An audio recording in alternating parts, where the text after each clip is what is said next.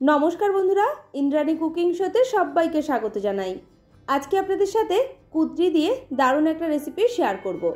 भात रुटी दुटोर साथेई खेते दुर्दान्त लागे। जारा कुद्रीटा खेते एकदमई पछंद करेन ना, एई रेसिपिटा होले ताराओ किन्तु बेश मजा करेई खाबेन। रान्नाटा करार जोन्नो आमि नियेछि 500 ग्राम कुद्री। परिमाणटा आपनि एर थेके बाड़िये किंबा कमिये निते पारेन। एबारे कुद्रीर दुपाशे जे मुखगुलो एइभाবে केटे बाद दिये दिलाम। तारपरे देखुन এইভাবে ছোট ছোট করে কেটে নিচ্ছি।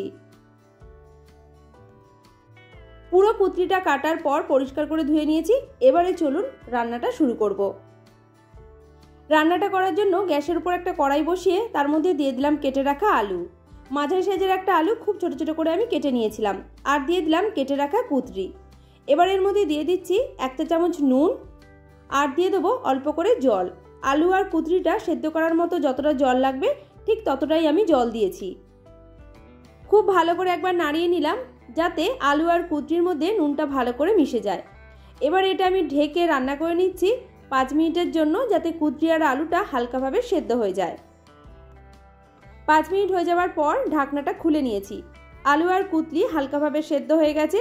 গ্যাসের ফ্লেমটা বন্ধ করে এগুলোকে একটা ঝুড়ির মধ্যে ঢেলে রেখে দিচ্ছি যাতে জলটা ভালোভাবে ঝরে যায়। আবারও অন্য একটা কড়াই খুব ভালো করে গরম করে এর মধ্যে দিয়ে দিচ্ছি 2 টেবিল চামচ মতো সাদা তেল। সাদা তেলের বদলে সরষে তেলও দেওয়া যাবে। তেলটা ভালো মতোভাবে গরম হয়ে যাওয়ার পর এর মধ্যে দিয়ে দিলাম আগে থেকে সেদ্ধ করে রাখা আলু আর কুদ্রি, আর এর মধ্যে দিয়ে দিলাম 1/2 চা চামচ হলুদ গুঁড়ো। সেদ্ধ হওয়ার সময় নুন দিয়ে সেদ্ধ করেছিলাম, তাই এখন আর নুনটা দিলাম না। এবার নাড়িয়ে চাড়িয়ে খুব ভালো করে এগুলোকে ভেজে নিতে হবে। সবজিগুলো আমার ভাজা হয়ে গেছে। কড়াইটাকে নাবিয়ে রেখে দিয়ে আবার একটা কড়াই বসিয়েছি। এই কড়াইটার মধ্যে আমি এই সবজিগুলোকে সেদ্ধ করেছিলাম। ভালো করে ধুয়ে নেওয়ার পর গরম করে নিয়েছি। দিয়ে দিলাম এর মধ্যে 1 টেবিল চামচ সাদা তেল। ফোড়নের জন্য দিলাম 1/2 চা চামচ কালো জিরে আর একটা শুকনো লঙ্কা।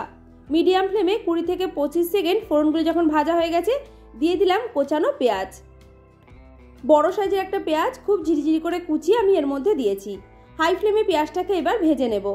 পেঁয়াজ খুব বেশি লাল করে ভাজার দরকার নেই, হালকা করে ভাজলেই হবে। পেঁয়াজটাকে 2 মিনিট মতো ভেজে নিয়েছি।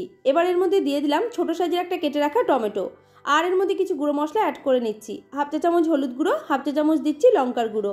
গুঁড়ো লঙ্কার পরিমাণটা একটু বেশি করেও দেওয়া যাবে। দিয়ে দিলাম এর মধ্যে স্বাদ মতো নুন।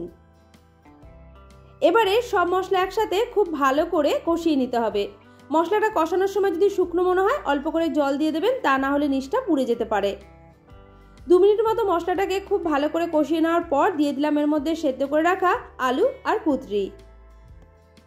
রান্নাটা দেখে মনে হচ্ছে অনেকটা সময় লেগে যাবে, কিন্তু একদমই না, খুব কম সময়ে ঝটপট তৈরি হয়ে যায়। অনেক সময় দেখবেন আমাদের রান্নাবান্না করতে ইচ্ছাই করে না, তখন এই রেসিপিটা অবশ্যই করে ট্রাই করবেন। ভাত রুটি দুটোর সাথেই খেতে চমৎকার লাগে। এবার এর মধ্যে দিয়ে দিলাম 1/2 চা চামচ মতো চিনি। মিষ্টিটা অবশ্যই করে দেবেন, তবেই এর মধ্যে স্বাদটা ভালো আসবে। চিনিটা দেওয়ার পর আবারও একসাথে 2 থেকে 3 মিনিট নাড়িয়ে চাড়িয়ে খুব ভালো করে ভেজে নিয়েছি। গ্যাসের ফ্লেমটা বন্ধ করে দিলাম।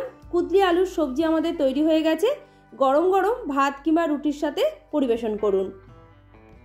আমার আজকের রেসিপি ভালো লাগলে লাইক শেয়ার কমেন্ট করে জানাবেন।